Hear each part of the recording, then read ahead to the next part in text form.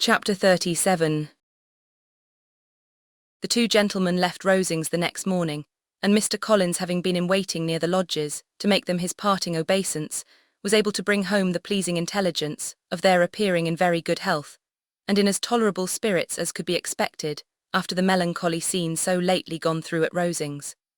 To Rosings he then hastened, to console Lady Catherine and her daughter, and on his return brought back with great satisfaction a message from her ladyship, importing that she felt herself so dull as to make her very desirous of having them all to dine with her.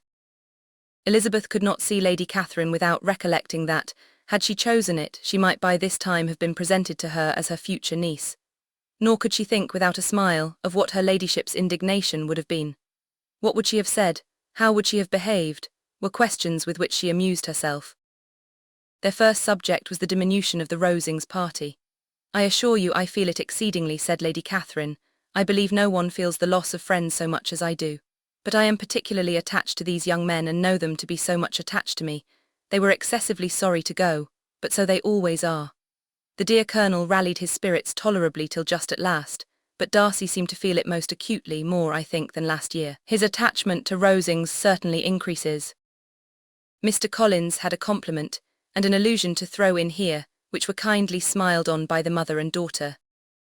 Lady Catherine observed after dinner that Miss Bennet seemed out of spirits, and immediately accounting for it by herself, by supposing that she did not like to go home again so soon, she added, "But if that is the case, you must write to your mother and beg that you may stay a little longer. Mrs. Collins will be very glad of your company, I am sure." "I am much obliged to your ladyship for your kind invitation," replied Elizabeth, "but it is not in my power to accept it.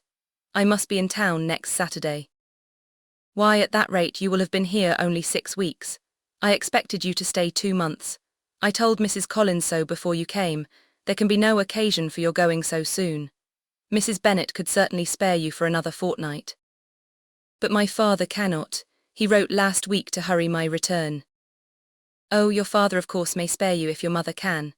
Daughters are never of so much consequence to a father. And if you will stay another month complete, it will be in my power to take one of you as far as London, for I am going there early in June for a week. And as Dawson does not object to the Barouch box, there will be very good room for one of you. And indeed, if the weather should happen to be cool, I should not object to taking you both, as you are neither of you large." "You are all kindness, madam, but I believe we must abide by our original plan." Lady Catherine seemed resigned. "Mrs. Collins, you must send a servant with them. You know I always speak my mind, and I cannot bear the idea of 2 young women travelling post by themselves. It is highly improper. You must contrive to send somebody. I have the greatest dislike in the world to that sort of thing.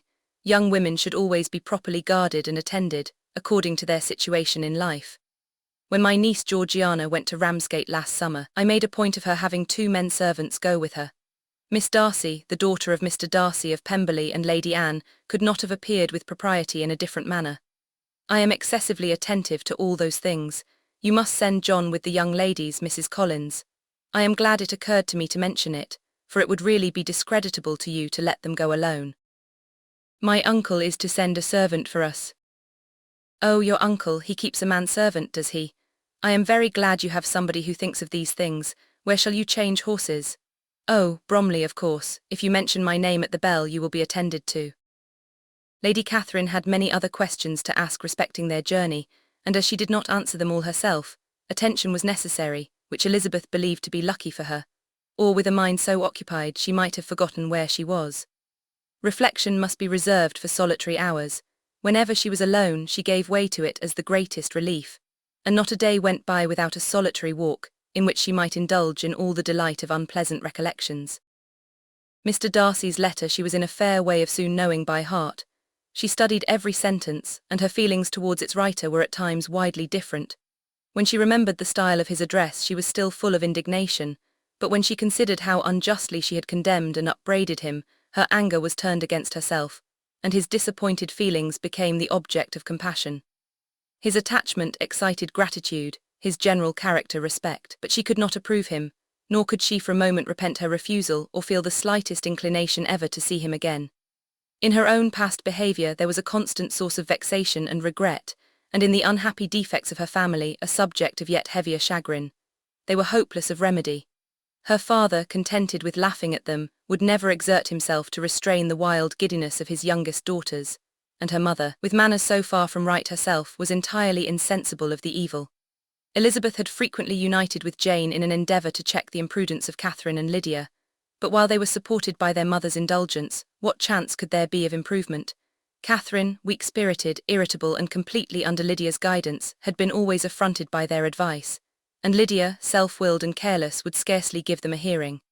They were ignorant, idle, and vain. While there was an officer in Meryton, they would flirt with him, and while Meryton was within a walk of Longbourn, they would be going there forever. Anxiety on Jane's behalf was another prevailing concern, and Mr. Darcy's explanation, by restoring Bingley to all her former good opinion, heightened the sense of what Jane had lost. His affection was proved to have been sincere, and his conduct cleared of all blame, unless any could attach to the implicitness of his confidence in his friend. How grievous then was the thought that, of a situation so desirable in every respect, so replete with advantage, so promising for happiness, Jane had been deprived by the folly and indecorum of her own family. When to these recollections was added the development of Wickham's character, it may be easily believed that the happy spirits which had seldom been depressed before, were now so much affected as to make it almost impossible for her to appear tolerably cheerful.